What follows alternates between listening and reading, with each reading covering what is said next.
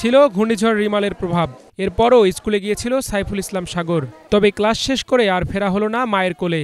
অরক্ষিত ভবনের পিলার মাথায় পড়ে নিভে গেল পঞ্চম শ্রেণীতে পড়ুয়া সাগরের জীবন প্রদীপ। জানা গেছে কুমিল্লা সিটি কর্পোরেশনের ২১ নম্বর ওয়ার্ডের নোয়াগাঁও এলাকার নূর আইডিয়াল স্কুলের পাশেই চলছে ৭ তলা ভবনের নির্মাণ কাজ। সোমবার সকাল 11:15টায় ওই ভবনের ছাদ থেকেই একটি পিলার হঠাৎ ধসে পড়ে স্কুলের ক্লাসরুমের উপর। ক্লাসরুমের টিন ভেদ করে ওই পিলারটি সাগরের মাথায় আঘাত করলে সে গুরুতর আহত হয়।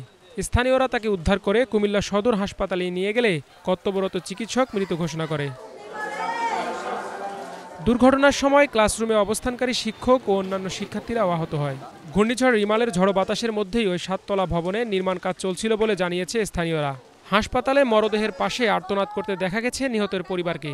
নতুন বিল্ডিং এর কাজ চলতেছে, তো এই যে সকালে 8:30টার দিকে স্কুলে গেছে, 10:30টার ভিতরে ঘটনা রয়েছে। হ্যাঁ, আমি এবার 11:11টার দিকে আমি খবর পাইয়া দৌড়ে আইয়া দিই আমার ছেলে শেষ। আমি সঠিক জানি না, আমি স্কুলে গেছি না, আমি ডাইরেক্ট এখানে আসছি। আমি শুনছি পিলার ভাঙা সে মারা গেছে, তারপরে কয়েছে দুম আছে কি না এনে আনছে আর কি। আইনা দেখেন নাম দুম নাই মারা গেছে। হ্যাঁ, সাথে সাথে আনছে, দুলাভাইয়া নিয়ে এসে। পুলিশ জানিয়েছে তদন্ত করে আইনানুগ ব্যবস্থা নেওয়া হবে।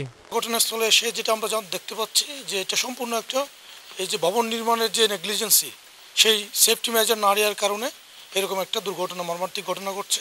সেক্ষেত্রে আমরা আইনগত প্রক্রিয়া আমরা যাব এবং সেক্ষেত্রে যাদের দায় নিরূপণ হবে তাদের বিরুদ্ধে ব্যবস্থা নেওয়া হবে। ক্লাস চলছিল স্কুলে, পঞ্চম শ্রেণীর ছাত্র সাগর, তাকে পরে মেডিকেলে নিয়ে গেলে সে নিহত হয় এবং একজন স্কুল শিক্ষক উনিও আহত হন। সাধারণত যে কোনো নির্মাণাধীন ভবনে নির্মাণ করার জন্য যে সমস্ত সেফটি মেজারগুলো নেওয়ার কথা, সেই যাতে যে কোনো ধরনের দুর্ঘটনা যেন না হয়, সেই মেজারগুলো আমরা এখানে দেখতে পাইনি। সুতরাং এটা আমরা প্রাথমিকভাবে এটা আমাদের কাছে প্রতীয়মান হয়েছে যে এটা ভবন নির্মাণের যে সেফটি মেজারগুলো নেওয়ার কথা সেগুলো না নেওয়ার ফলে এই দুর্ঘটনা ঘটেছে।